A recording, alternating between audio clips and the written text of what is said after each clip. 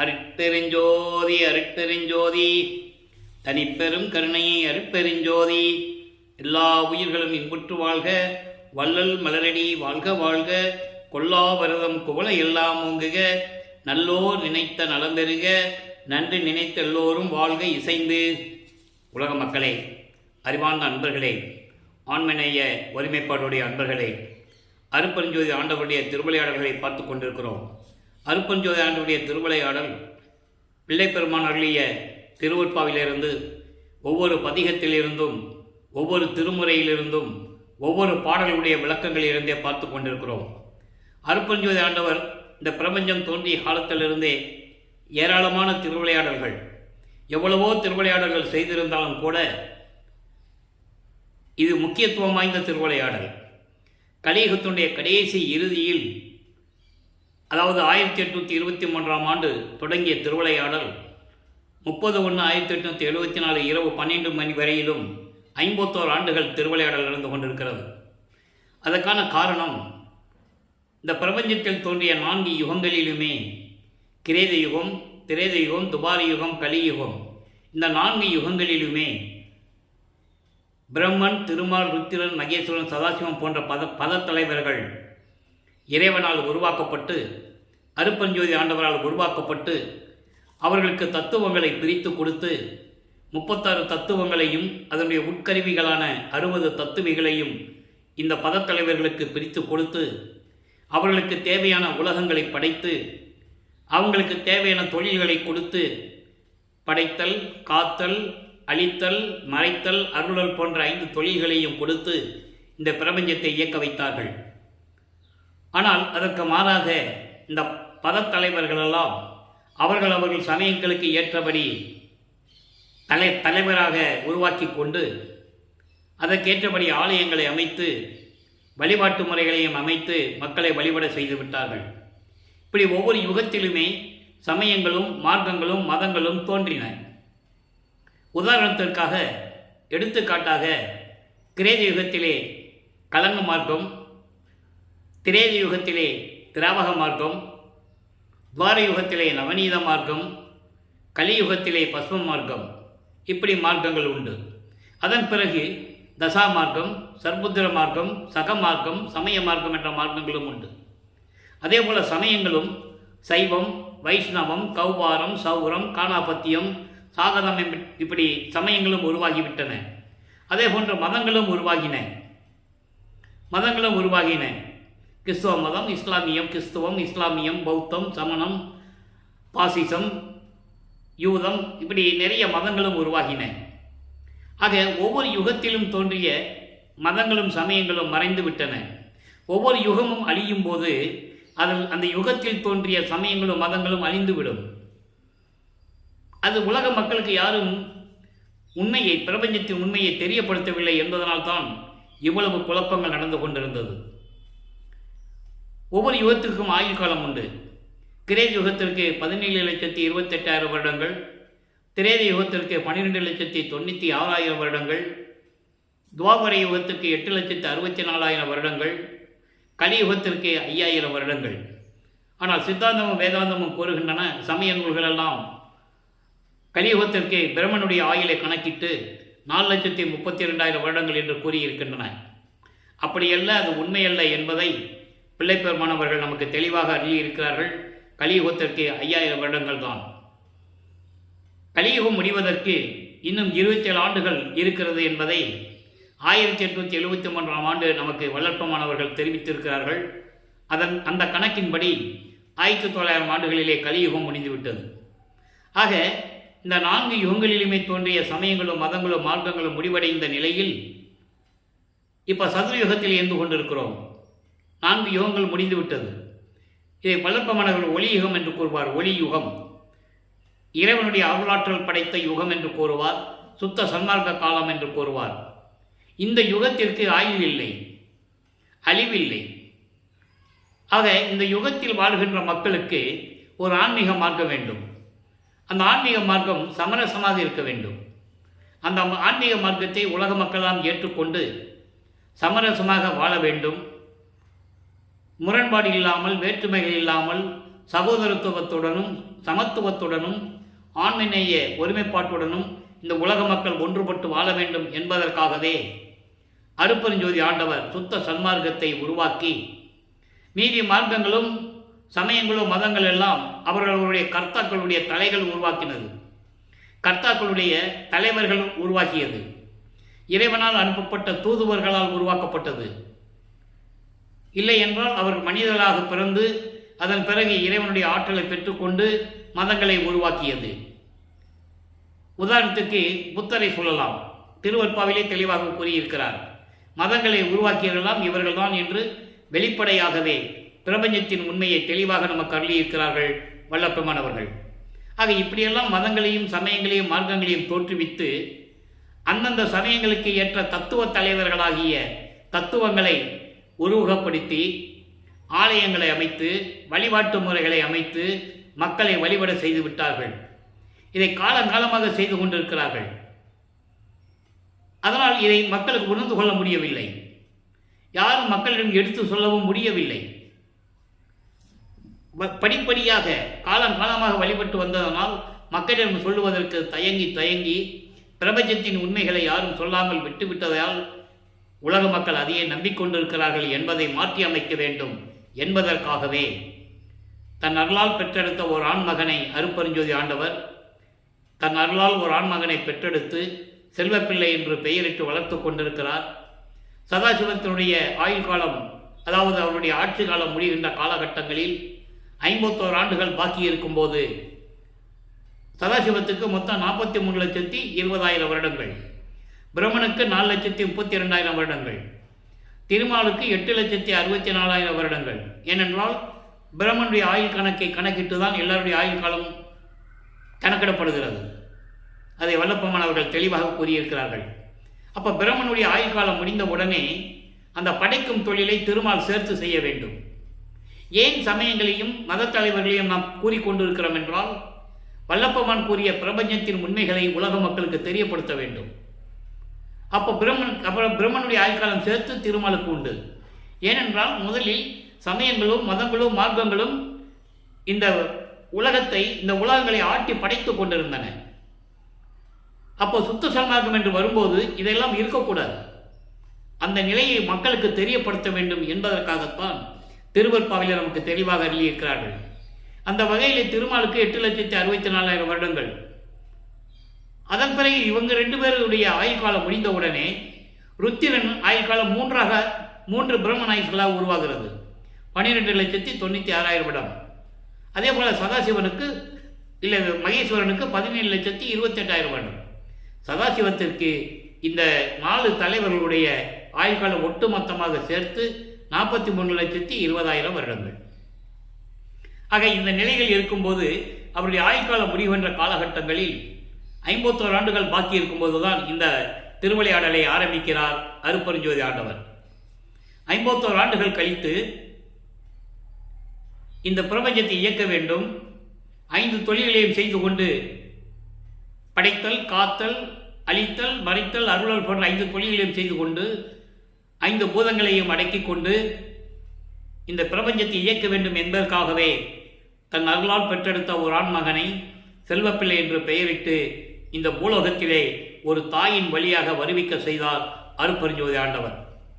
அந்த நிலையிலே நமது பிள்ளை பெருமானவர்கள் வருவிக்க உற்ற இடம் சிதம்பரம் அருகிலே மருதூர் என்ற ஒரு கிராமத்திலே ராமையா பிள்ளை சின்னையம்மையார் அவர்களுடைய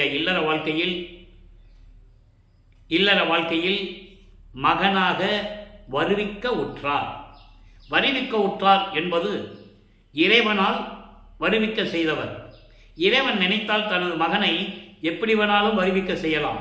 இதற்கான உதாரணங்கள் புராணங்களில் கூட உண்டு, நீங்கள் கேள்விப்பட்டிருக்கலாம். தனது மகனை ஏன் உலகில் இருந்து கொண்டு வந்தார்? அதற்கான காரணங்களை விளக்கமாக வல்லப்பெருமானவர்கள் கூறியிருக்கிறார்கள். உனது மகனாகிய முருகனை மட்டும் நெற்றிக்கண்ணிலிருந்து கொண்டு வந்தாய். சிவபெருமானை பற்றி சொல்லுவார். என்னை மட்டும் ஏன் ஒரு தாயின் கருவறையில் வைத்து கொண்டு வந்தாய் என்று சமயங்களிலும் மதங்களிலும் மார்க்கங்களிலும் நெறிகளிலே இருக்கும்போது கூறியிருப்பார். அதன் பிறகு சுத்த சன்மார்க்கத்தை பெற்ற பிறகு அருட்பெருஞ்சோதி ஆண்டவர் என்று கூறுவார். அப்பா, இதெல்லாம் உன்னுடைய திருவிளையாடல் தானா என்று கூறுவார். அப்போ இறைவனுடைய திருவிளையாடல் எப்படி நடந்தது என்பதை தெளிவாக நம்ம மக்களுக்கு சொல்ல வேண்டும். அந்த நிலையிலே ஒரு தாயின் கருவறையிலே தனது மகனை இருக்க செய்து அந்த கருவறையிலே எப்படியெல்லாம் திருவிளையாடல் நடந்தது என்பதையும் பார்த்தோம். ஏன் இந்த நிலை அவருக்கு கிடைத்தது, ஏன் இந்த நிலையில் இருந்து மகனை வருவிக்க செய்தார் என்றால், உலக மக்களோடு 56 ஆண்டுகள் தனது மகன் உலாவ வேண்டும், தனது மகன் சமயங்களையும் மதங்களையும் மார்க்கங்களையும் பின்பற்ற வேண்டும், சைவ சமயத்தின் அடையாளமாகிய திருநீரை பூசிக்கொண்டு உத்தராஜமலை போட்டுக்கொண்டு நமச்சிவாயா சிவாய நம சிவபெருமான் என்று சொல்லி வணங்க வேண்டும். அப்போ மக்கள் எல்லாம் பார்ப்பாங்க. அதன் பிறகு இது தேவையில்லை என்று சொல்ல வேண்டும். சுத்த சன்மார்க்கத்தை பெற்ற பிறகு அப்போ தேவையில்லை என்று சொல்லும்போது முதல்ல அந்த சமயங்களிலே ஈடுபட்டு இருக்க வேண்டும். அந்த நிலையை உருவாக்க வேண்டும் என்பதற்காகத்தான் தனது மகனை ஒரு தாயின் கருவறையிலிருந்து வருவிக்க செய்தார். அப்படிப்பட்ட பாக்கியம் செய்தவர்கள் சின்னம்மையார் அவர்களும் ராமையா பிள்ளை அவர்களும் என்பதை இங்கே நான் குறிப்பிட நினைக்கிறேன். காரணம், நமது குழந்தை இறைவனை 10 மாதம் வயிற்றிலே சுமந்து இந்த உலகிற்கு தந்தவர்கள் சின்னம்மையார் அவர்கள் என்பதை நீங்கள் புரிந்து கொள்ள வேண்டும். வருவிக்க உற்றதனால் ஏற்பட்ட சொந்தம் அது, அதான் ரொம்ப முக்கியம். ஏற்கனவே உலகிலே அவங்களுக்கு 4 குழந்தை உண்டு. அவர்கள் பிறந்தவர்கள் இவர் வருவிக்க உற்றவர் என்பதை நீங்கள் மனதில் வைத்துக் கொள்ள வேண்டும்.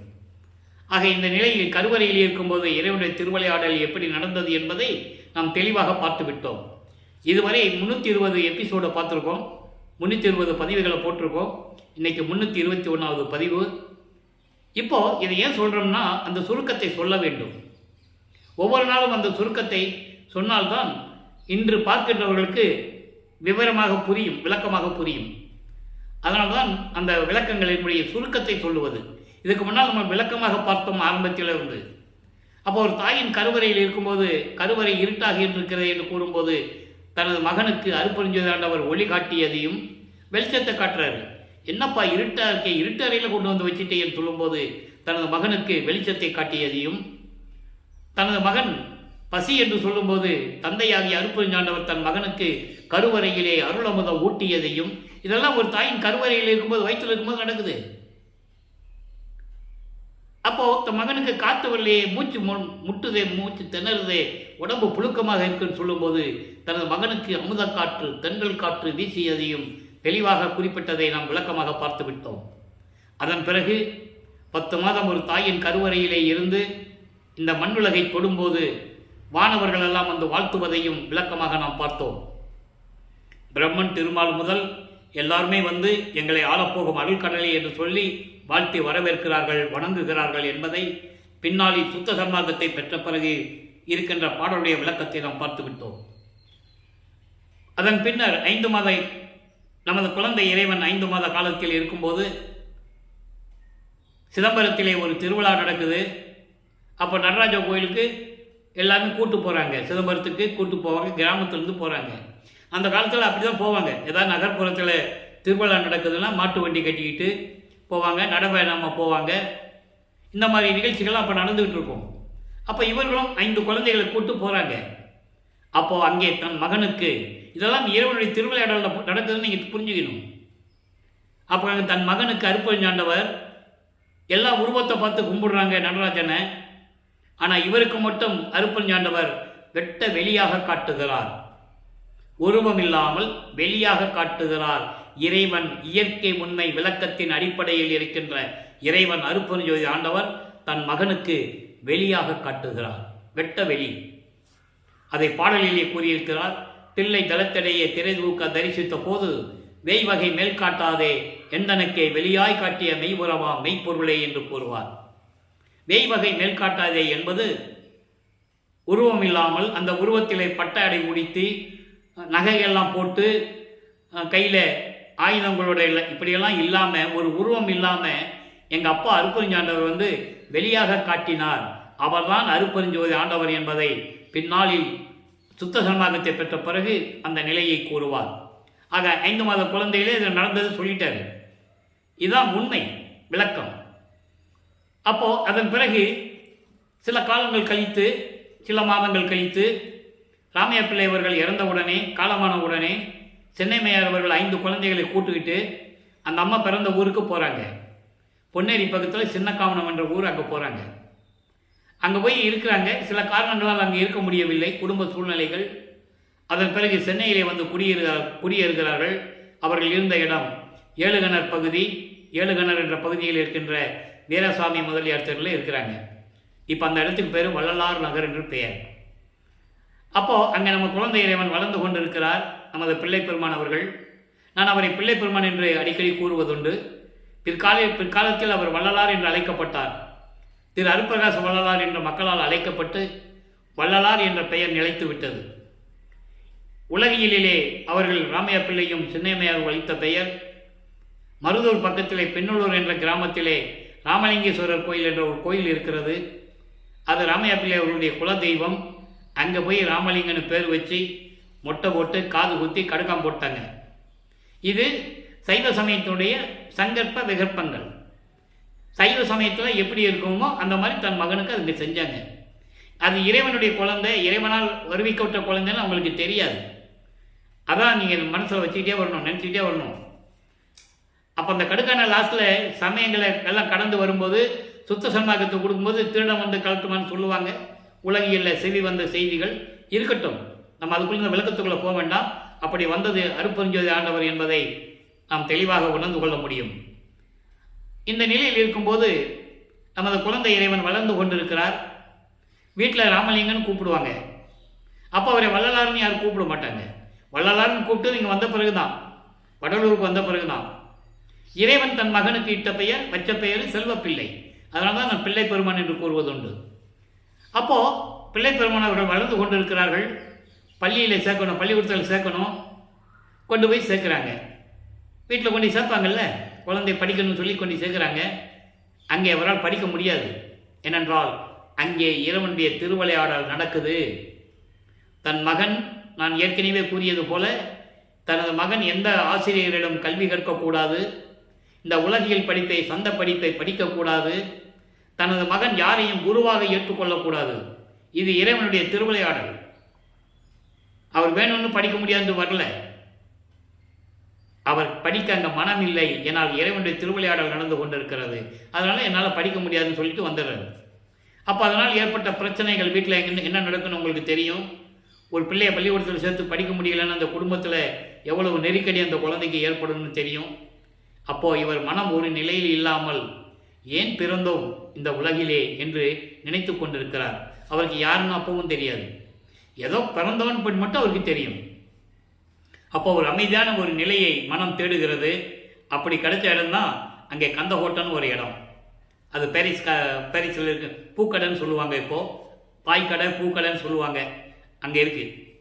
அப்போ அந்த முருகன் கோயிலில் உட்காந்துக்கிறது, யார் எந்திரிக்க முன்னால், வீட்டில் எந்திரிக்க முன்னால் இவர் எந்திரிச்சு போயிடுறது, எல்லாம் படுத்து தூங்கின பிறகு வர்றது.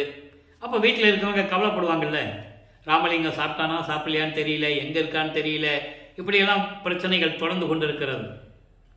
இந்த நிலை இருக்கும்போது அந்த கோயிலுக்கு வரவங்க சொல்லுவாங்கல்ல, என்ன ராமலிங்கம் பள்ளிக்கூடத்துக்கு போக மாட்டேன்னு சொல்லிட்டியாமே, ஏன்பா அப்படின்லாம் சொல்லும்போது, இல்லை எனக்கு படிக்க மனசு இல்லை, உலகியல் சில காரணங்கள்லாம் குழந்தைகள் சொல்லும் இல்லையா, அதை சொல்லியிருப்பார்.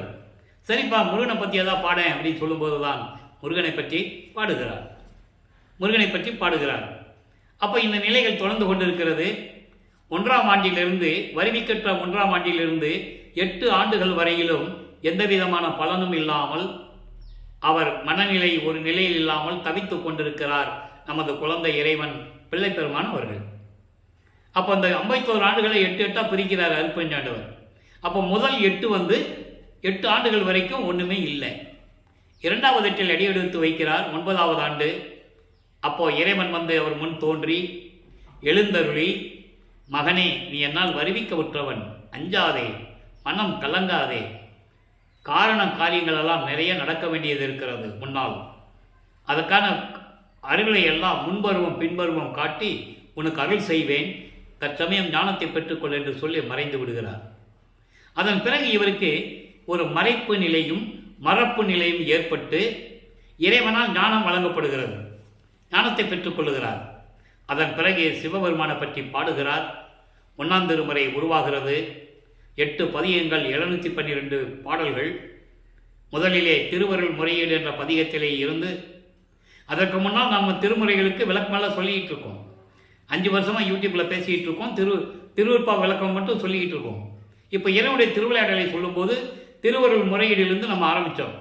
ஒன்றாம் திருமுறையில் 6வது பதிகத்திலிருந்து 232 பாடலுடைய விளக்கங்களை முழுமையாக பார்த்து விட்டோம். சிவபெருமானை பற்றி பாடினாரு.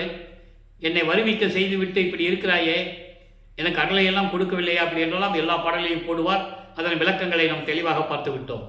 அதன் பிறகு தந்தையை பற்றி பாடியும் சிவபெருமானியிடம் முறையீடு செய்தியும் எந்த விதமான பலனும் இல்லையே என்று மனம் இயங்குகிறார். இப்போ அவருக்கு இருக்கிற நிலை இறைவனுடைய மகன் என்று தெரியும், சிவபெருமான் தான் இறைவன் என்று தெரியும். அதனால் சைவ சமயத்தை பின்பற்றி கொண்டிருக்கிறார். அதனால்தான் சைவ சமயத்தின் அடையாளமாகிய திருநீரை பூசிக் கொண்டிருக்கிறார். நீங்கள் நல்லா கவனிக்கணும். ஏன்னா இதெல்லாம் உண்மைகளை திருவருட்பாவில் நமக்கு கூறியிருக்கிறார். இப்போ வைஷ்ணவ சமயத்தை சேர்ந்தவர்கள் திருநீரை பூச மாட்டாங்க. அவங்க நாமம் போட்டுக்குவாங்க. நாமத்தில் எத்தனையோ வகைகள் உண்டு. ஒத்த நாமம், கொண்டி நாமம், பாத நாமம், அவங்களுக்கு வடகலை தென்கலை என்ற பிரிவுகள் உண்டு. அப்போ திருநீர் என்பது சைவ சமயத்தின் அடையாளம் என்பதை நீங்கள் புரிந்து கொள்ள வேண்டும். அதான் சங்கற்ப விகற்பங்கள் என்று சொல்லுவார். அப்ப இந்த நிலையில் இருக்கும்போது இவர் சைவ குலத்தில் இருந்து வருவிக்க விட்டதனால் சிவபெருமான் தான் இறைவன் என்று ஏற்றுக்கொண்டு சைவ சமயத்தின் அடையாளமாகிய திருநீரை பூசிவிட்டு உத்தராட்ச மாலையை போட்டுவிட்டு நமச்சிவாய சிவபெருமான் வழிபட்டு முறையீடு செய்து கொண்டிருக்கிறார். அவர் செஞ்சுதான் ஆகணும். இறைவனுடைய திருவிளையாடல் நடக்குது, அவர் செஞ்சுதான் ஆகணும். அது காலத்தின் கட்டாயம். அதன் பிறகு வேண்டான்னு சொல்லுவார், அது வேற. சுத்த சன்மார்க்கம் வரும்போது அந்த விளக்கத்தை தான் நம்ம பின்னால் பார்த்துட்டு இருக்கோம். இப்போ இந்த நிலையில் இருக்கும்போது முறையீடு செய்கிறார், பலன் இல்லை. தந்தையிடம் முறையீடு செய்து பலன் இல்லை என்று சொல்லி அம்மையை பற்றி பாடுகிறார், வடிவுடைமனை பற்றி பாடுகிறார். வடிவுடைமணி மாணிக்கமலை 100 பாடல்கள் எல்லா விளக்கத்தையும் பார்த்துட்டோம்.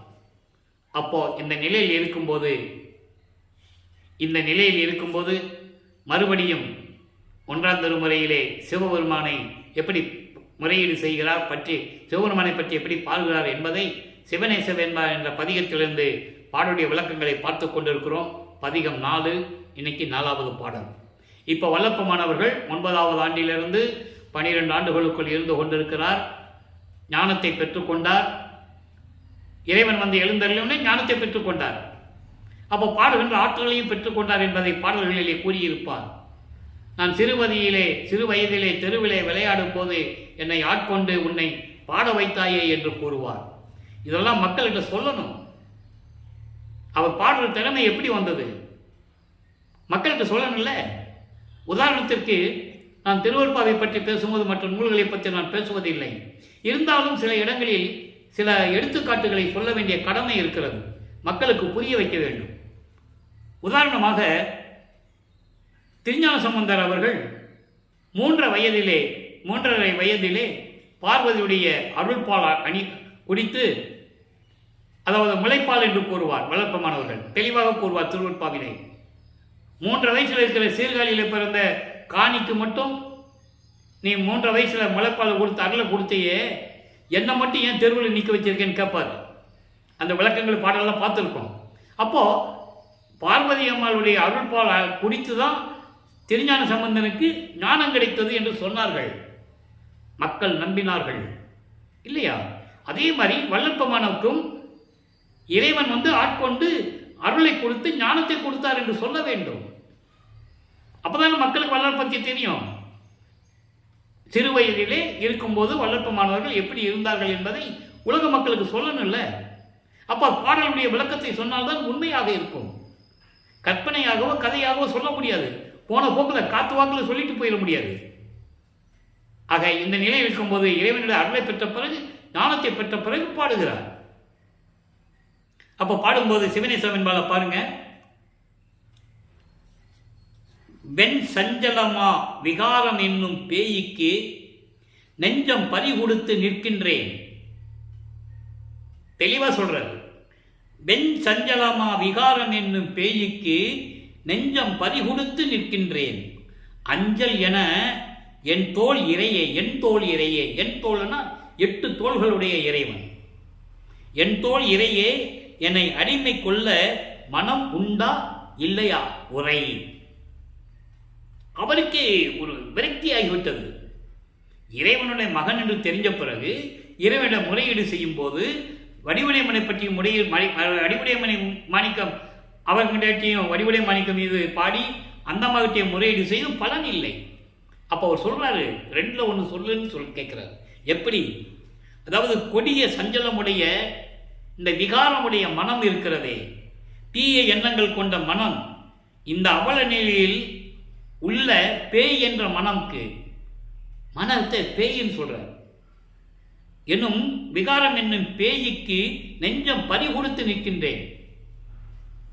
மனம் அப்படி கொடூரமா இருக்கிறது. கொடிய நிலையில் இருந்து கொண்டு பேய் போன்று இந்த மனம் அலைவாய்ந்து கொண்டிருக்கிறது. இந்த மனதை அதிலிருந்து பறி கொடுத்து நான் இந்த பூலோகத்திலே நின்று கொண்டிருக்கிறேன். நீ என்னை ஒரு தாயின் வழியாக வருவிக்க செய்துவிட்டு என்னை அலைக்கலைக்கிறாய். நான் தெருவிலே நின்று கொண்டிருக்கிறேன் என்று கூறுகிறார். சொல்லிட்டு அஞ்சல் என, அஞ்சாதே மகனே, பயப்படாதே மகனே என்று 8 தோள்கள் உடைய இறைவனே, என்னை நீ அடிமை கொள்ள எனக்கு அருள் செய்ய உனக்கு மனம் இருக்கா இல்லையா சொல்லு அப்படின்னு கேட்கிறேன். எவ்வளவு உரிமையோடு ஆதங்கத்தோடு மன வருத்தத்தோடு கூறுகிறார் என்பதை நீங்கள் உன்னிப்பாக கவனிக்க வேண்டும். அப்போ நமது பிள்ளை பெருமானவர்கள் குழந்தை பருவம் 12 வயதுக்குள் இருந்து கொண்டிருக்கிறார். அப்போ சிவபெருமானிடம் இதை கேட்கிறார். இதெல்லாம் முடித்த பிறகு எந்த விதமான பலனும் இல்லை. உடனே அவர் இங்கெல்லாம் அப்படியெல்லாம் செஞ்சு அவர் அருள் தரமாட்டார்னு சொல்லி நம்ம திருவொற்றியூர் போயிடுவோம் அப்படின்னு சொல்லி 13வது ஆண்டில் முதலாக வருவிக்க உற்று 13வது ஆண்டு, 13வது வயசுலன்னு சொல்லக்கூடாது, அது பிறந்தவர்களுக்கு தான் சொல்லணும். இவர் இறைவனுடைய மகன், வருவிக்க உற்றவர். அவருக்கு வயது இல்லை, அவருக்கு பிறப்பு இறப்பு இல்லை, ஒவ்வொரு யுகத்திலையும் இருந்தவர் என்பதை திருவருட்பாவினுடைய ஆதாரங்களோடு நாம் பார்த்து கொண்டிருக்கிறோம். இது யாரும் மறுக்கவும் முடியாது. அவ்வளவு பெரிய உண்மைகள். அப்போ அந்த நிலைகள் இருக்கும்போது 13வது ஆண்டில் ஞானத்தை பெற்ற பிறகு அவர்கள் வசித்த இடத்தில் இருந்து, அதாவது வீரசாமி முதலியார் திரு ஏழுகணர் பகுதியில் இருந்து நமது குழந்தை இறைவன் கால் வலிக்க நடந்து திருவொற்றியூருக்கு செல்லுகிறார். நேராக போய் பார்த்துருவோம் அப்படின்னு சொல்லி போகிறார். அங்கே போகும்போது தியாகரஞ்சனை பார்த்து பாடுகிறார். 2ஆம் திருமுறை உருவாகிறது. நான் ஏற்கனவே கூறியது போல 113 பதியங்கள், 1207 பாடல்கள், இதுவரை 30 பதியங்களுடைய விளக்கங்களை நாம் பார்த்திருக்கிறோம். அதனுடைய ஒரு சுருக்கம். இப்போ திருவொற்றியூருக்கு போவார், இறைவனை பற்றி பாடுவார், எந்த விதமான பலனும் இல்லை. என்ன செய்கிறது? உடனே என்ன பண்ணுவார்? திருமலை வயலுக்கு போகலான்னு சொல்லி அங்கே போவார். அது வந்து சென்னைக்கு அவுட்டர் வெளியில் இருக்குது. எங்கே போனாலும் அவர் நடந்து தான் போகணும். அப்போது அதுக்கு பிறகு தான் பறக்கிற சக்தி, ஒரு இடத்துக்கு அண்டங்களை எடுத்து பறக்கிற சக்தியெல்லாம் அப்போ தான் அவருக்கு கிடைச்சது. சுத்த சரணாகத்தை வாங்கின பிறகு தான். அதை தான் நம்ம பார்த்துட்டு இருக்கோம். இப்போ சமயங்களையும் மதங்களையும் மார்க்கங்களையும் சார்ந்து கொண்டு சிவபெருமானை வழிபட்டு கொண்டிருக்கிறார். சிவபெருமான் சைவ சமயத்தின் தலைவன். அதனால தான் சிவபெருமானை வழிபடுறார். இப்போ அவருக்கு சுத்த சன்மார்க்கம் என்னன்னு தெரியாது, அருப்பஞ்சாண்டவர் யாருன்னு என்னன்னு தெரியாது. அவர் சிவபெருமானை வழிபட்டு கொண்டிருக்கிறார். அங்கே திருமலை வாயிலில் போய் உருகி உருகி மனம் பாடுவார். இவ்வளவு பாடல்களும் அப்படியே மனதை உருக்கும், கண்ணுக்கு தண்ணி வருங்க. அந்த விளக்கங்களா மாசிலாமணியே, அங்கே இருக்கிற பேர் மாசிலாமணி. எங்கள் அப்பான்னு ஒன்று சொல்கிறதா? எப்படி நான் சொல்கிறது? இந்த பூலகத்துக்கு ஒரு தாயின் கருவறையில் இருக்க வச்சு வர வச்சு என்னை தெருவில் நிற்க வச்சு உன் மகன் கால் வலிக்க நடந்து வந்து உங்ககிட்ட வந்து முறையீடு செய்கிறேன். நீ ஏன் மகனை எப்படி இருக்கிற, எதுக்கு வந்த, ஏன் இவ்வளோ தூரம் கால் வலிக்க நடந்து வர அப்படின்னு ஏதாவது ஒரு வார்த்தை கேட்குறியா? பூம மாதிரி நிற்கிறையே அப்படின்லாம் பாடுவார். அதன் பிறகு இங்கேயும் எந்த விதமான பலனும் இல்லை என்று சொல்லி திருவள்ளி தாயத்துக்கு போவார். இதெல்லாம் ஒவ்வொரு பதிகத்தில் இருக்கிற பாடல்கள். அதனால தான் நான் சுருக்கமாக சொல்கிறேன். ஏற்கனவே விளக்கமாக பார்த்துட்டோம். இப்போ சுருக்கமாக சொல்லிட்டு நம்ம அடுத்த பகுதிக்கு போகணும். அங்கே போய் அதுமாரி தான் அங்கே சிவபெருமான் கந்த துணி கட்டிகிட்டு இருக்கிறதும், இவர் போய் எனக்கு ஒரு துணியை கூட நான் கட்டிட்டு நிற்கிறேன்னு சொல்கிறதும், இந்த மாதிரி அதாவது பெத்த மகனை தெருவில் விட்டுட்டான்னு சொல்லி இந்த உலகம் உன் மேலே பழி சுமத்துமே, உன்னை இழிவாக பேசுமே, நான் அதுக்கு தான் வருத்தப்படுறேன். நான் கஷ்டப்படுறதை பற்றியோ கால் வலிக்க இங்கே நடந்துவதை பற்றியோ நான் கவலைப்படுவேன். என் தந்தையே, அந்த பழி உனக்கு வந்துடக்கூடாது. அந்த பழி சொல்லும் இழி சொல்லும் உன்னை வந்து சூழ்ந்து விடக்கூடாதே என்பதற்காகத்தான் நான் உன்னை தேடி வருகிறேன். விரைவில் வந்து எனக்கு அருள வேண்டாமா அப்படின்லாம் கேட்பார். இந்த நிலைகள்லாம் முடிந்த பிறகு அவருக்கு ஒரு விரக்தி ஏற்பட்டு இனிமேல் திருமலை வாயிலுக்கோ திருவள்ளித்தாயத்துக்கோ வரமாட்டேன்னு சொல்லிட்டு மறுபடியும் அங்கே தியாகராஜ பெருமானிடம் போகிறார். திருவொற்றியூருக்கு செல்லுகிறார். தினமும் திருவொற்றியூருக்கு போயிடுறது. சில நேரங்களில் அங்கேயே படுத்துக்கிடுவார், இங்கே வரமாட்டார். அப்போ இங்கே இருக்கிறவங்க தேடுவாங்கல்ல. இந்த நிலைகள் தொடர்ந்து கொண்டு இருக்கிறதே. அப்போ பதிகம் 30 நெஞ்சு உறுத்த திருநேரிசை, நெஞ்சு உறுத்த திருநேரிசை என்ற பதிகத்திலே 19வது பாடல் மனதிடம் சொல்லுகிறார். மனதிடம் சொல்லுகிறார். அதை நம் உலக மக்களுக்கு எப்படி கன்வெர்ட் பண்ணி சொல்லணுன்றதுதான் இந்த பாடலுடைய விளக்கம். போற்றா புறம்பொடித்த புண்ணியனை, போற்றார், போற்றார்னா பகைவர்கள், பகைவர்கள் புறம் பொடித்த புண்ணியனை. புறம் என்பது முப்புறம், பொடித்த என்பது எரித்து சாம்பலாக்கிய புண்ணியனை. அதாவது தாரகாசுரனுடைய பிள்ளைகள்,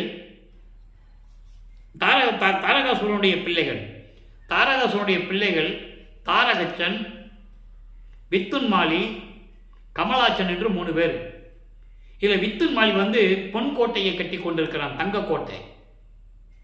தாரகச்சன் என்பவன் வெள்ளிக்கோட்டை, கமலாச்சன் என்பது இரும்பு கோட்டை. இவங்க என்ன பண்ணுவாங்கன்னா தேவர்களையும் மனிதர்களையும் துன்புறுத்தி விட்டு அங்கே போய் ஒளிஞ்சிக்குவாங்க. அதை யாராலையும் தாக்க முடியாது, அழிக்கவும் முடியாது, அவங்களோட போரிடவும் முடியாது. அப்போ சிவபெருமானை வழிபடுகிறார்கள். அப்போ சிவபெருமான் புன்னகை செய்து சிரிப்பால, இவ்வளவுதானா, இதுக்கா இவ்வளவு தூரம் நீங்கள் கஷ்டப்பட்டீங்க, பிரம்மனையும் திருமாலையும் பார்த்து சொல்லுவார், இதுக்கா அவ்வளவு தூரம் நீங்கள் கஷ்டப்பட்டீங்க இந்திரா, இப்போ பாரு, இந்திரனை பார்த்து சொல்லுவாராம். புன்னகை செய்து புன்னகையால் முப்புறத்தையும் அழித்து சாம்பலாக்கியவர். அதை இங்கே சொல்றாரு. போற்றார் புறம்பொடித்த புண்ணியனை, விண்ணவர்கள் ஆற்றாத நஞ்சுமுண்ட ஆண் தகையை. இது ஒரு திருவிளையாடல். தேவர்களுக்கு சக்தி இழந்திருக்கிறார்கள். அவர்களுக்கு சக்தி வர வேண்டும் என்றால் அமுதம் வேண்டும். அந்த அமுதத்தை பார்க்கடலில் ஒரு பாம்பை வைத்து கடைய வேண்டும். அந்த பாம்பை வைத்து பார்க்கடலை கடைகிறார்கள், மத்தாக வைத்து. அந்த பாம்பும் ஒரு அரக்கன். இவங்களுக்கு தெரியாது, பிரம்மன் திருமால்களுக்கு தெரியாது. எல்லாரும் சேர்ந்து கடைகிறாங்க. அமுதம் வருது, பாம்பு அதில் விஷத்தை கக்குது. கக்கிருச்சா, எல்லாம் முடிச்சிட்டு இருக்காங்க. சிவபெருமான் அந்த அமுதத்தை தான் உண்டு கழுத்திலே நிறுத்தி கொண்டவர் என்று கூறுவார் வல்லற்பமானவர்கள்.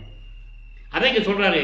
விண்ணவர்கள் ஆற்றாத, தேவர்கள் செய்ய முடியாத அந்த நிகழ்வை, அந்த திருவிளையாடலை, விஷத்தை உண்டு தான் ஏற்றுக்கொண்ட ஆண் தகையை.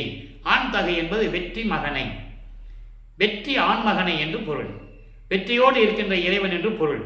அப்படிப்பட்ட இறைவனை கூற்று ஆவி கொள்ளும் கழல் கால் குருமணியை, மரணத்தை தன் காலால் எட்டி உதைத்த மார்க்கண்டேயனுடைய நிகழ்வு உங்களுக்கு ஞாபகத்துக்கு வரும். அப்ப சிவபெருமான் யமன் மார்க்கண்டேயனை கொல்ல வரும்போது தன் காலால் எட்டி உதைத்தவர் என்று புராணங்களிலே உண்டு. அதை இங்கு மறைமுகமாக சொல்லுகிறார்.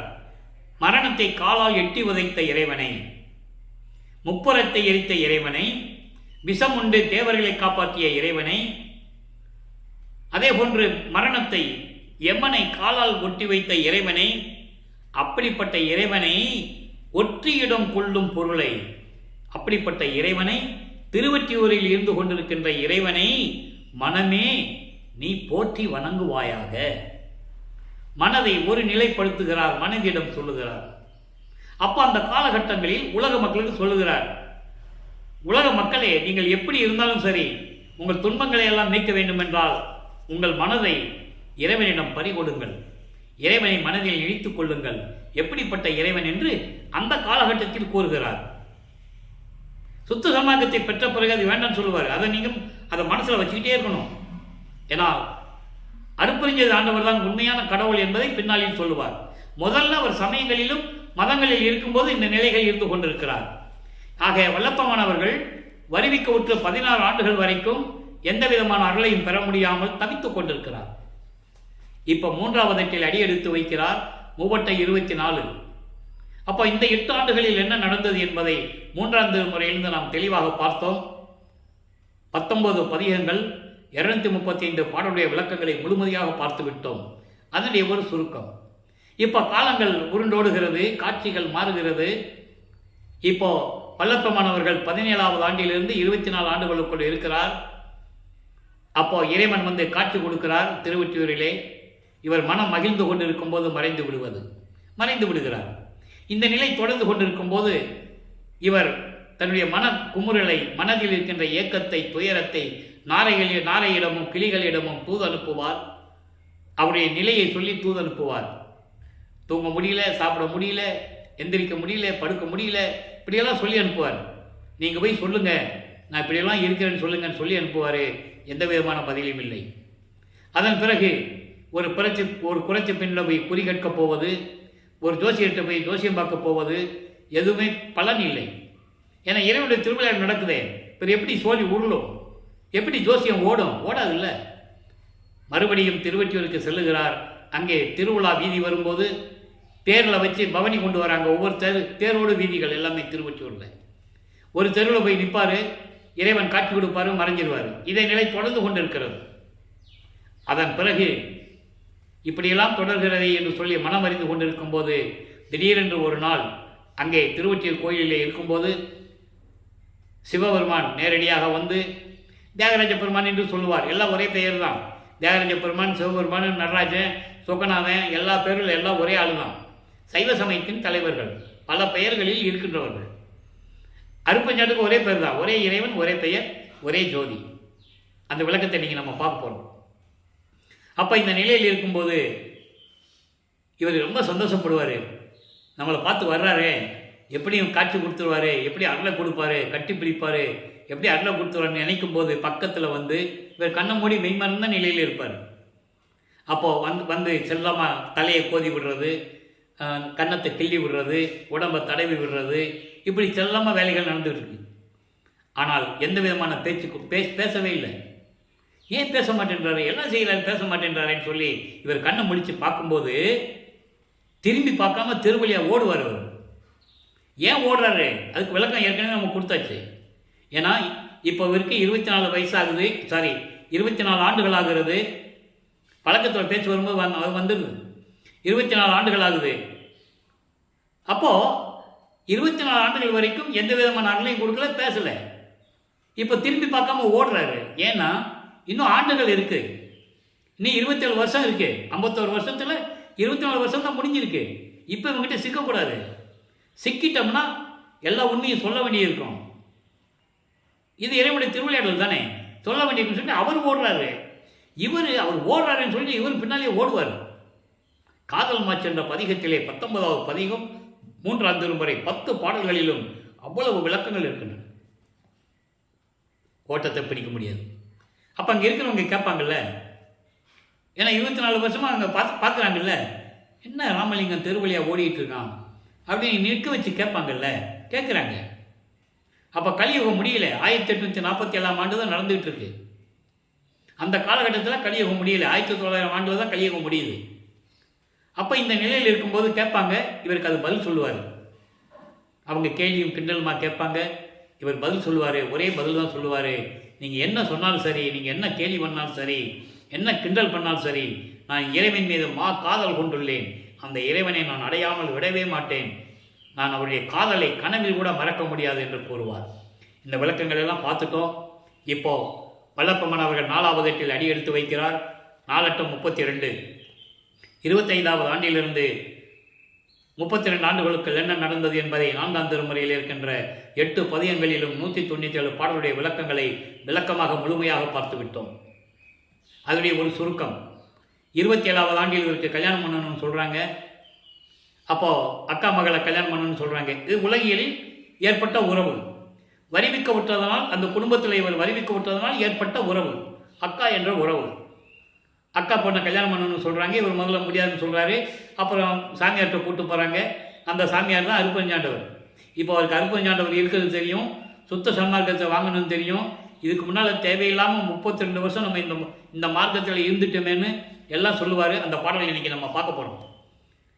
அப்போ இந்த நிலையில் இருக்கும்போது கல்யாணம் பண்ணணும்னு சொல்கிறாங்க. அப்பா கிட்ட பெர்மிஷன் வாங்கியாச்சு. அருப்பஞ்சாண்டவர்கிட்ட ஒத்துக்கிறாரு.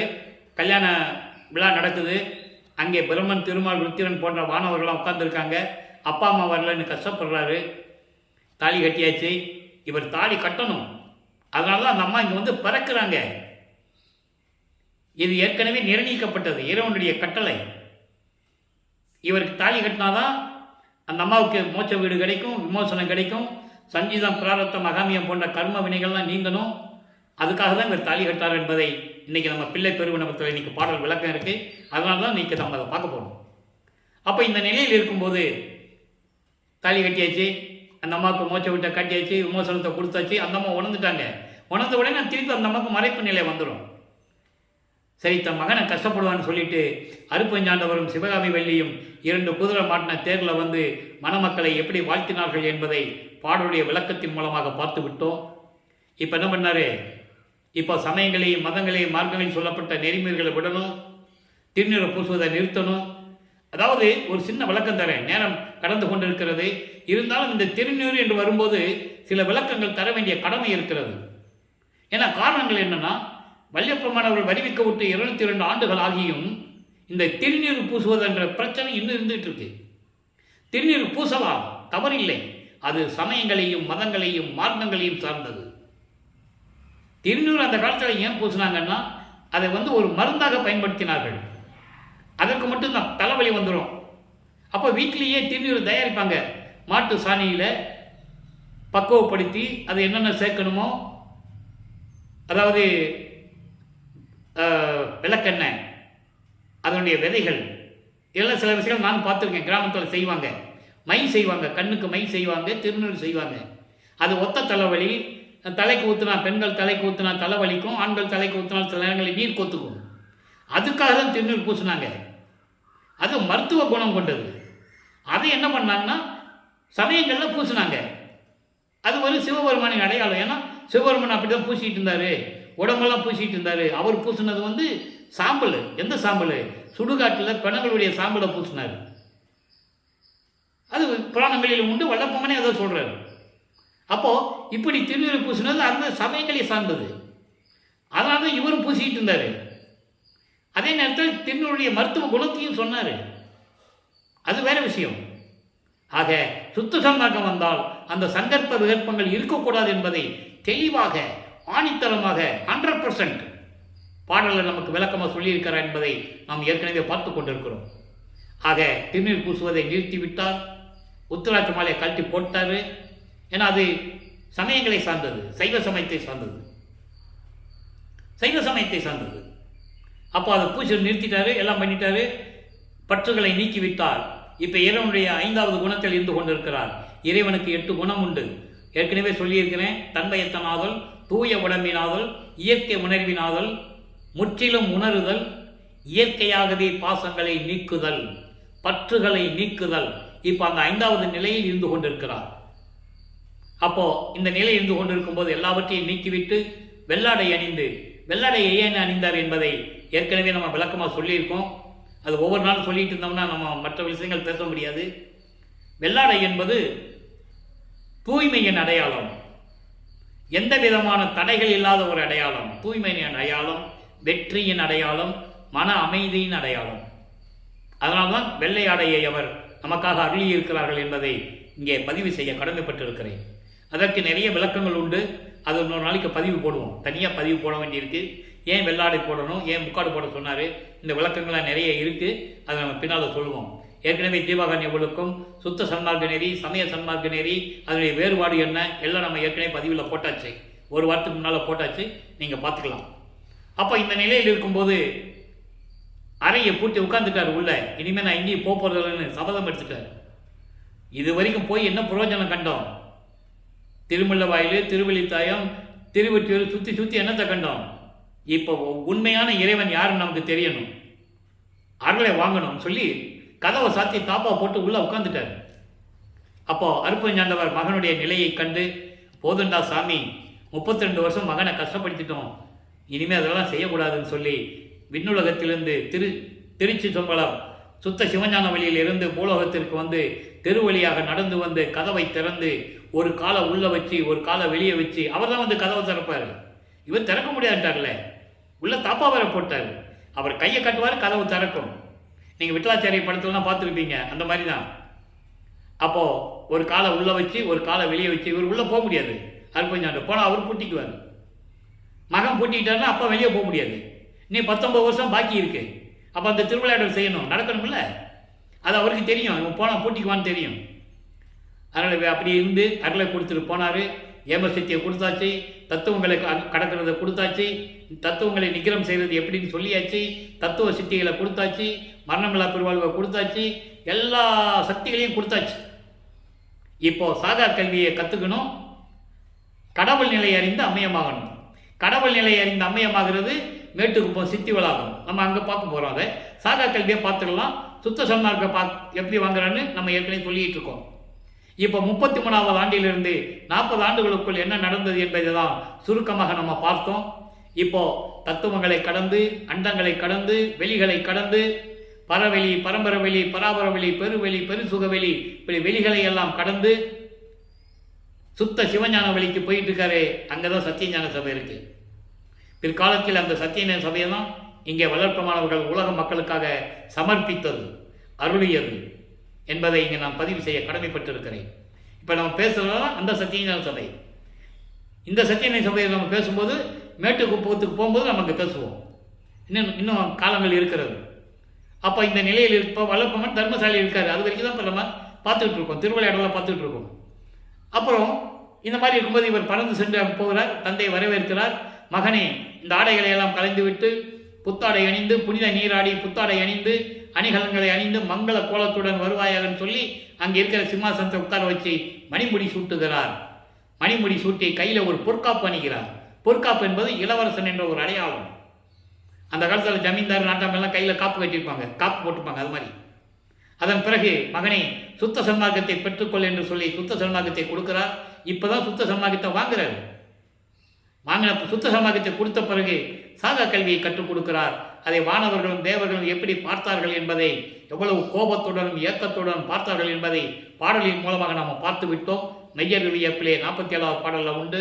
நாகாதிவனும் அயனும் மாலும் நறுமுறும் எனவே ஞானம் அமுதம் அளித்தாய் நானும் உண்டு துண்ணவே சாகா கலையை பயிற்று தந்த தயவையே சாற்றலுக்கரிது என்று கூறுவார்.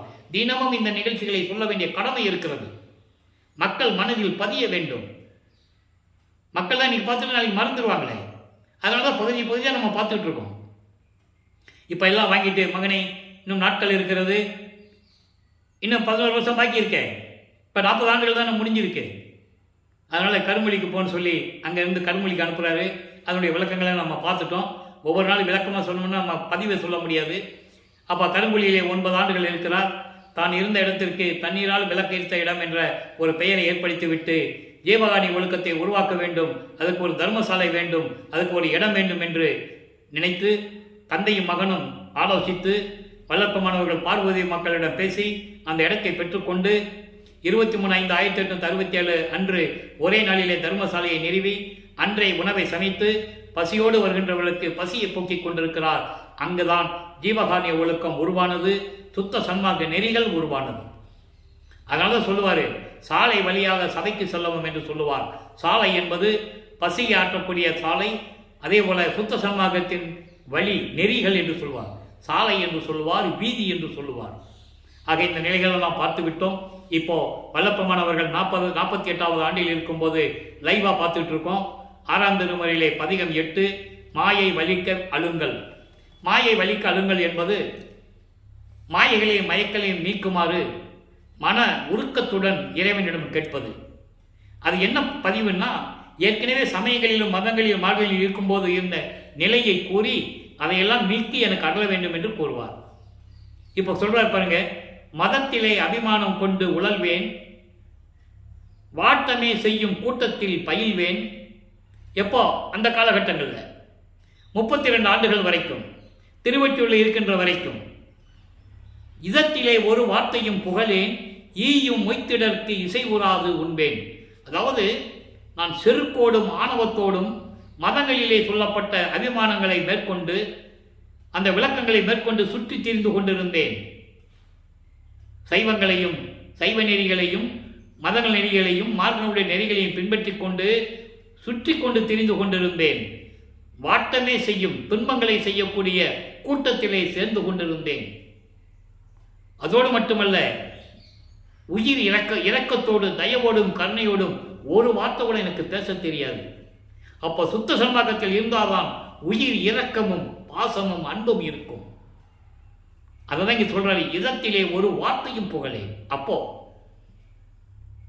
என்னால் சொல்ல முடியல, தெரியல. உயிர் இறக்கம் என்னன்னு தெரியாது, ஆண்மனைய ஒருமைப்பாடுன்னு என்னன்னு தெரியாது. அந்த மாதிரி இருந்தேன். ஒரு ஈ சாப்பிட்டுக்கா மொச்சிக்கிட்டு இருக்கும், அதுக்கு நான் சோறு கூட போட மனசு இல்லை எனக்கு. அப்போ அங்கே ஜீவாரணத்தை சொல்லுகிறார். நல்லா புரிஞ்சுக்கணும். அப்போ ஒரு உயிர் இரக்கம் இல்லைங்க. எப்போ சமயங்களிலும் மதங்களிலும் மார்க்கங்களில் இருக்கும்போது சொல்லிட்டு மலம் இருக்கேன், சாப்பிட்டோடனே மலம் வருமே, அதை விட கேவலமான நிலையில் இருந்து கொண்டிருந்தேன். கோடை வெயிலின் கொடுமையில் கொடியேன். கோடை வெயில் எப்படி இருக்கும், அந்த மாதிரி கொடியனாக இருந்தேன். அந்த மாதிரி கோபத்தில், அந்த உஷ்ணத்தில், அந்த கடுகடுப்பில் இருந்து கொண்டிருந்தேன். சிதத்திலே உறவுக்கு என் செய்ய கடவேன். உன்னுடைய அருளை பெற வேண்டும் என்றால் நான் என்ன செய்ய வேண்டும்? தெய்வமே, என் தந்தையே, என்னை சேர்த்து கொண்டு அருளே, என்னை ஆட்கொண்டு எனக்கு அருள வேண்டும் என்று கூறி இந்த பாடலை நமக்கு அருளியிருக்கிறார்கள். ஆக சமயங்களிலும் மதங்களிலும் மார்க்கங்களிலும் போது எந்த நிலையில் இருந்தார் என்ற உண்மையை மறைக்காமல், ஒளி மறைவு இல்லாமல் பாடல்களில் நமக்கு தெளிவாக இருக்கிறார்கள். ஏனென்றால் பிற்காலத்தில் சுத்த சன்மார்க்கத்தை பெறப்போதுவது இதை இல்லை என்று சொல்ல வேண்டும் அல்லவா? அதற்காகத்தான். அதுக்கடுத்து ஒரு பாடல் பாருங்க, பிள்ளை பெரு விண்ணப்பம். இங்கே தான் சொல்லுவார், நல்லா கவனிங்க. அதாவது பிள்ளை பருவம் வரும்போது அந்த பிள்ளை பருவனுடைய பகுதியை கொடுக்கும்போது வல்லப்பமானவர்கள் நல்ல வாலிப பருவத்தில் இருந்து கொண்டிருந்தார் என்பதை நீங்கள் மனதில் வைத்துக் கொள்ள வேண்டும். அவருடைய மனநிலை எப்படி இருந்தது என்பதை கூறுகிறார். எப்படி? முனித்த வெவ்வினையோ நின் அருள் செயலோ தெரிந்திலேன். தந்தையே, நான் இப்படி கொடியவனாக மனம் அலைவாய்ந்து கொண்டு இருந்து கொண்டிருந்தேன். இதெல்லாம் வினைகளினுடைய பயனா, இல்லை உன்னுடைய திருவிளையாடலா? அதனால தான் திருவிளையாடல் என்ற தலைப்பில் நம்ம சொல்லிக்கிட்டு இருக்கோம். இவ்வளவு திருவிளையாடல் தான் நடக்குது. இது வினைகளின் புகுப்பா, இல்லை என்றால் உன்னுடைய திருவிளையாடலா என்று எனக்கு தெரியவில்லை. ஏனென்றால் அந்த காலகட்டங்களில், அந்த பருவத்தில் நான் பெண்களுடைய மயக்கத்தில் இருந்து கொண்டிருக்கும் போது அவருடைய கைகளை கூட தொட நினைத்தேன், சார்ந்தேன், தொட நினைத்தேன். ஆனால் நான் எப்படி, அதாவது தனக்குடி அம்மையாருக்கு தொட்டி தாள் கட்டினார்ல, தனக்குடி அம்மையார் தொட்டு தாலி கட்டி குடும்பம் நடத்தல. அவருக்கு பேரம்பேத்தி எல்லாம் கிடையாது. நல்லா புரிஞ்சுக்கணும். வள்ளலாருக்கு எந்த சொந்த உறவுமே கிடையாது. உலகியலுக்காக அவர் வருவிக்க விட்டதனால் ஏற்பட்ட சொந்தங்கள் உண்டு, உறவினர்கள் உண்டு, அது வேறு. அது உலகியலுடைய பிரச்சனை. இப்போ சொல்றாரு, அந்த காலகட்டங்களில் பெண்களுடைய கைகளை கூட தொட வேண்டும் என்ற மனம் எனக்கு இருந்தது. இது இயற்கை, உண்மையை வெளிப்படையாக சொல்லுகிறார். இருந்தது. ஆனால் நான் ஒரே ஒரு பெண்ணை தான் தொட்டேன். குடித்த மற்றவரை தொட்டனன் அன்றி கலப்பிலேன். நான் விரும்பிய ஒரு பெண்ணை தான் தொட்டேன். விரும்பிய பெண் என்றால் ஏற்கனவே தாலி கட்டிய பெண், அந்த ஒரு பெண்ணை தான் நான் தொட்டேன். ஆனால் கலப்பிலன், நான் வாழ்க்கை நடத்தலை, அவளோட நான் சேரலை. எவ்வளவு பெரிய உண்மையை இந்த பாடலிலே கூறியிருக்கிறார் என்பதை இங்கே நான் பதிவு செய்ய கடமைப்பட்டிருக்கிறேன். அந்த நிலையில் அவர் எப்படி இருந்தார்? அதான் சொல்றாரு, மோகம் மேலின்றி, மோகத்தின் உச்சக்கட்டம். அப்படி நான் பெண்களை தொட நினைத்த போது நான் நினைத்தது உண்மை. அவங்க கையெல்லாம் தொடணும் அப்படின்னு நான் நினைத்தது உண்மை. ஆனால் அப்படி நான் செய்யவில்லை. நான் விரும்பிய பெண்ணை என்றால் நான் திருமணம் செய்யக்கூடிய பெண்ணை தொட்டேன். அவ்வளவு விளக்கம் இருக்குது. நல்லா கவனிச்சுக்கணும். நீங்க இந்த விளக்கத்தை மக்களுக்கு தெரியப்படுத்த வேண்டும். அப்படி தொட்டேன், கலப்பிலேன். நான் அவளோட வாழ்க்கை நடத்தல, குடும்பம் நடத்தல. இப்படி எப்படி பேரம் பேத்து வர முடியும்?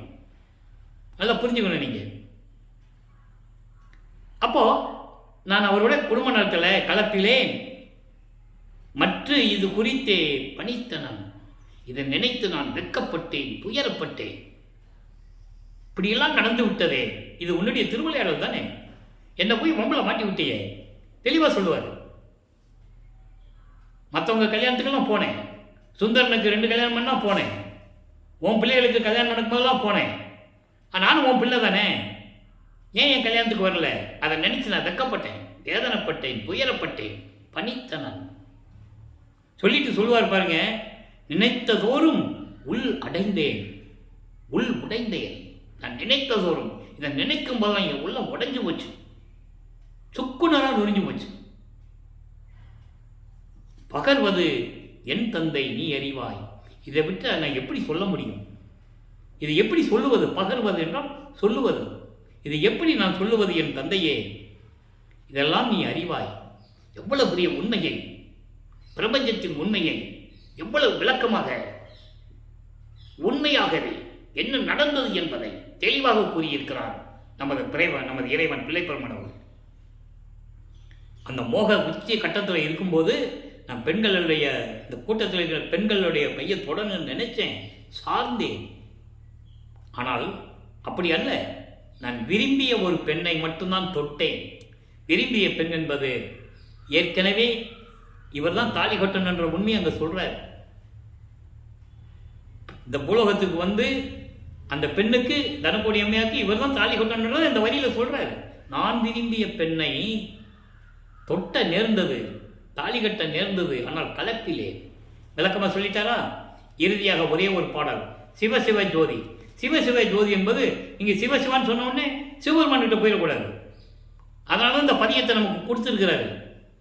அதே மாதிரி நடராஜர் பதிமாலன்னு சொல்லும்போது நடராஜன் கிட்ட போயிடக்கூடாது. உங்க மனசு அவன் வேற, சைவ சமயத்தின் தலைவன் அது வேறு. இவர் அருப்பெருஞ்சோதி நடராஜபதி, தனி தலைமை பெரும்பதி. அதை நீங்க புரிஞ்சுக்கணும். அதனால சிவசிவ ஜோதி என்பது அருப்பெருஞ்சோதி. 18வது பாடல் சொல்லுவார் பாருங்க, இறைவனுடைய நிலையை சொல்லுவாரு. சிவமயமாம் சுத்த ஜோதி, சிவம் மயமாம் சுத்த ஜோதி. சிவம் என்பது ஏற்கனவே நான் விளக்கம் கொடுத்துருக்கேன். சிவன் வேறு, சிவம் வேறு. சிவன் சைவ சமயத்தின் தலைவன், சிவம் சுத்த சன்மார்க்கத்தின் தலைவன். அவன் சிவபெருமான், இவர் அருப்பெருஞ்சோதி ஆண்டவர். அப்போ சுயமாக தோன்றிய இறைவன் என்று சொல்லுகிறார். சிவமயமாம் சுத்த ஜோதி. சுத்தன் ஒரு வார்த்தை போடுறார் பாருங்க, சுத்த சன்மார்க்கத்தினுடைய தலைவன் அருப்பெருஞ்சோதி. அதே மாதிரி வேதாந்தத்தை சொல்லுவார், சுத்த சித்தாந்தம் வேதாந்தம் என்று சொல்லுவார். ஏற்கனவே 6 அந்தங்களும் சைவங்களிலும் மதங்களிலும் மார்க்கங்களிலும் உண்டு. கலாந்தம், யோகாந்தம், போதாந்தம், நாதாந்தம், வேதாந்தம், சித்தாந்தம். இது சொல்றதெல்லாம் அந்த மதங்களை சார்ந்தது, சமயங்களை சார்ந்தது, மார்க்கங்களை சார்ந்தது. இங்க சொல்லும்போது சுத்த என்ற வார்த்தையை போடுவார். அப்ப இதுக்கு அதுக்கும் வித்தியாசம் இருக்கு. அதான் இங்க சொல்றாரு, சுத்த சித்தாந்த வீட்டில் சொல்லிட்டாரா? சுத்த சித்தாந்த வீட்டில் சிறந்து ஒளிரும் ஜோதி. சுத்த சித்தாந்த வீடு என்னது? சுத்த சிவஞான வெளி. அங்கந்த வெளியில் இருக்கின்ற பரிபூர்ணமாக ஒளி வீசிக் கொண்டிருக்கின்ற அருப்பெருஞ்சோதி என்று சொல்றார். வரி எளிமையான வரி தான், விளக்கம் எவ்வளவு வேணா சொல்லலாம், நமக்கு தான் நேரம் பத்தல. அப்போ அருப்பதியை சொல்லிட்டாரா? அடுத்து பாருங்க, ஓமை இல்லா பெருஞ்சோதி. ஓமை இல்லா பெருஞ்சோதி என்பது ஒப்பில்லாதவர். ஒப்பில்லாதவர் என்பது யாரிடம் ஒப்பிட முடியாது, யாரையும் உதாரணம் காட்ட முடியாது, யாருடனும் இணைத்து பேச முடியாது சொல்லிட்டாரா? அப்போ சிவபெருமானும் அருப்பெருஞ்சோதி வேற, சிவபெருமானும் நடராஜனும் ஒன்று, ஆனால் நடராஜனும் அருப்பெருஞ்சோதி வேற. ஒப்பில்லாமல், ஓப்பில்லாமல், ஓமை இல்லாமல், எடுத்துக்காட்டு இல்லாமல், யாரிடம் ஒப்பிட முடியாது இருக்கின்றவர் அருப்பெருஞ்சோதி. அடுத்து சொல்றார் பாருங்க, எனது உள்ளே நிரம்பி ஒளிர்கின்ற ஜோதி. எனது உள்ளத்திலே நிறைந்து கொண்டு, எனது உள்ளத்திலே பரிபூர்ணமாக இருந்து கொண்டு ஒளி வீசிக் கொண்டிருக்கின்ற அருப்பெருஞ்சோதி. அப்ப அருப்பெருஞ்சோதி இறைவன் யார் என்று சொல்லிட்டாரா? அவருடைய திருவிளையாடலையும் சொல்லிட்டாரா? நான் அந்த பொண்ணை கழுத்தில் தாலி கட்டுறது இவருடைய செயல் தான் சொல்லிட்டாரா? அப்ப எல்லா உண்மைகளையும், திருவொற்பாவில் இருக்கின்ற உண்மைகளை நாம் பாடலின் மூலமாக பார்த்து கொண்டிருக்கிறோம். இதுதான் உண்மை. இதுல கற்பனைக்கோ கதை சொல்றதுக்கோ வாய்ப்பே கிடையாது, சத்தியமா கிடையாது. எல்லாமே உண்மை நிலைகள் என்பதை நீங்கள் புரிந்து கொள்ள வேண்டும். எனவே அன்பர்களே, வல்லப்பெருமானவர்கள் ஏன் வருவிக்க உற்றார்? ஆன்ற சன்மார்க்கம் அணிபெற என்னைத்தான் இன்று அமுதளித்த இனிய நற்றாயே. சன்மார்க்கத்தை உலக மக்களிடம் சொல்ல வேண்டும். உலக மக்கள் எல்லாம் சன்மார்க்கத்தில் சேர்க்க வேண்டும். அதை ஒரு பாடலிலே சொல்லுவார். அகத்தை கருத்து புறத்தை வெளுத்திருந்த உலக அனைவரையும் சகத்தே திருத்தி சன்மார்க்கத்தை அடைவித்திட அவரும் இகத்தை பரத்தை பெற்று, இகத்தை என்பது இந்த பூலோகத்திலே எல்லா இன்பங்களையும் பெற்று மரணமில்லா பெருவாழ்வையும் பெற்று, அதான் பரம் என்று சொல்லிட்டாரு. பரம்னா டோட்டலா வந்துடும். அருள் பொருள் மரணமில்லா பெருவாழ்வு முத்தேகம் எல்லாம் சேர்ந்தே வந்துடும். மகிழ்ந்திடுவதற்கென்றே என்னை உகத்தே இறைவன் வருவிக்க விட்டேன். உகத்தை என்பது கலியுகத்தில் அவர் வருவிக்க விட்டது கலியுகம். அவர் இறைவனானது கலியுகம் 1874. கலியுகம் 1900 ஆண்டுகளில் முடிவடையுது. அதனால தான் கல்பட்டு ஐயாவை நீ 27 ஆண்டுகள் அதாவது 27 ஆண்டுகள் சபையை நடத்திட்டு நீ சமாதி ஆயிக்கோன்னு சொல்லுவார். அதனால்தான் 1901ஆம் ஆண்டில் நமது கல்பட்டையா அவர்கள் சமாதி நிலையை அடைந்தது. நல்லா புரிஞ்சுக்கணும். ஏன்னா நீ கலியுகத்தில் நீ சமாதி ஆகக்கூடாது. முடிந்தவுடனே சுத்த சன்மார்க்க காலத்தில், கலியுகம் முடிந்தவுடனே சுத்த சன்மார்க்க காலத்தில் நீ சமாதி ஆகிக் கொள்ளலாம் என்று உத்தரவிட்டு சென்று விட்டார் நமது பிள்ளை பெருமான் அவர்கள். இந்த நிலையெல்லாம் தொடர்ந்ததை நாம் ஏற்கனவே எல்லா நிலைகளையும் பார்த்து விட்டோம். இறைவனுடைய திருவிளையாடல் இன்னும் தொடர்ந்து கொண்டிருக்கிறது. இன்னும் நம்ம தர்மசாலையை விட்டு நம்ம இன்னும் போகலை. ஏன்னா வல்லப்பெருமான் இங்கே தான் இருக்கிறார், இது வரைக்கும் இங்கே தான் இருக்கிறார். அதுக்கப்புறம் 3 வருஷம் அங்கே சித்தி வளாகத்தில் என்ன நடக்குது என்பதை பார்க்க போகிறோம். எனவே மக்களே, நீங்களாம் சுத்த சன்மார்க்கத்தில் இணைந்து அருப்பெருஞ்சோதி அருப்பெருஞ்சோதி தனிப்பெருங்கண்ணை அருப்பெருஞ்சோதி என்ற மகாமந்திரத்தை உச்சரித்து நமக்காக மிகுந்த சிறந்த உயர்ந்த மந்திரத்தை கொடுத்திருக்கிறார். கொலையும் புலையும் தவிர்த்து, அதாவது மாமிச உணவுகளை நீக்கி சைவ உணவுகளை மேற்கொண்டு உயிர் இரக்கத்தோடும் ஆண்மநேய ஒழுக்கத்தோடும் இருந்து இறைவனை வணங்கி இறைவனுடைய செல்வங்களையும் பொருள்களையெல்லாம் நீங்கள் பெற்றுக்கொண்டு இந்த வையகத்திலே வாழ்வாங்கு வாழ வேண்டும், நோயற்ற வாழ்வில் நீங்கள் வாழ வேண்டும் என்று இந்த வள்ளலார் ஊழியன் என் தந்தை வல்லப்பானின் அருளை பெற்றதனால் அதனுடைய தயவோடையும் கருணையோடையும் வாழ்த்தி உங்களை வாழ்த்தி விடைபெறுகிறேன். நன்றி, வணக்கம். நாளை சந்திப்போம். அருப்பெருஞ்சோதி அருப்பெருஞ்சோதி தனிப்பெருங்கனை அருப்பெருஞ்சோதி. நாளையும் இறைவனுடைய திருவிளையாடல் தொடரும். பார்த்து மகிழ்ந்து இறைவனை அருளை பெற்றுக் கொள்ளுங்கள்.